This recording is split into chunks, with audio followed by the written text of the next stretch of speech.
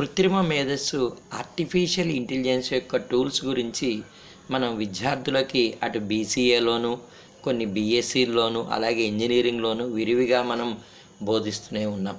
ఈ AI tools అనేవి శాస్త్ర సాంకేతిక మరియు ఇంజనీరింగ్ రంగాల్లోనే కాకుండా వివిధ రంగాల్లో రోబోటిక్ టెక్నాలజీ కావచ్చు, క్లిష్టమైనటువంటి మ్యాథమెటిక్స్ సాల్వ్ చేయడంలో కావచ్చు, అన్నిట్లో కూడా ఏఐ అనేది చొరబడిందని చెప్పకూడదండి.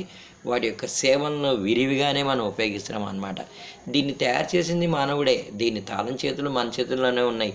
మనం చెప్పినట్టే ఆడుతుంది, కానీ ఏదో ఒక రోజు మనని డామినేట్ చేస్తూనే ఉంటుంది. చిన్న ఉదాహరణ నేను చెప్తానండి స్టూడెంట్స్కి.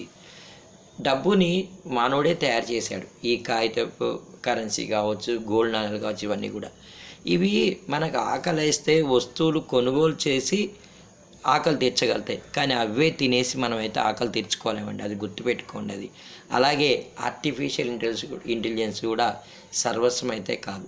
మనం చదివిన చదువులు మనకు ఉద్యోగాలు కల్పిస్తాయా లేదా అనేటటువంటి ఒక భావన ఈనాడు యువతరంలో చాలా విస్తృతంగానే ఉందని చెప్పి మనం చెప్పవచ్చు. అలాగే సాంప్రదాయ ఉద్యోగాలు కొన్ని ఉన్నాయి.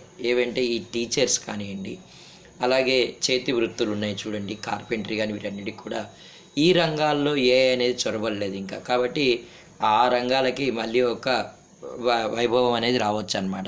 ఎంతసేపు కృత్రిమ మీదనే మనం ఆడిపోసుకోవడమే కాదండి, దానివల్ల ఎన్నో ప్రయోజనాలు సమాజానికైతే ఉన్నాయి. ఎందుకంటే వైద్య రంగంలో మీరు తీసుకోండి, సంక్లిష్టతలు ఏవైతే ఉన్నాయో అవి తొలగించడంలో ఏఐ అనేది తన పాత్రను నిర్వహిస్తుంది. కానీ ఈ పరిశోధనలు ఏవైతే ఉన్నాయో ఈ పరిశోధనల ద్వారా ఇంకా ఏమి తెలుసుకోగలుగుతున్నారు, మానవుని మెదడుకి ఆలోచించే శక్తిలో ఏదైనా చిప్పును కూడా ప్రవేశపెడతారా అనే ఆ పరిశోధనలు కూడా జరుగుతున్నాయట. నిజంగానే ఏఐ గురించి మనం సెలబ్రేట్ చేసుకోవాలా అనేది పెద్ద ప్రశ్నగానే మిగిలిపోయిందండి.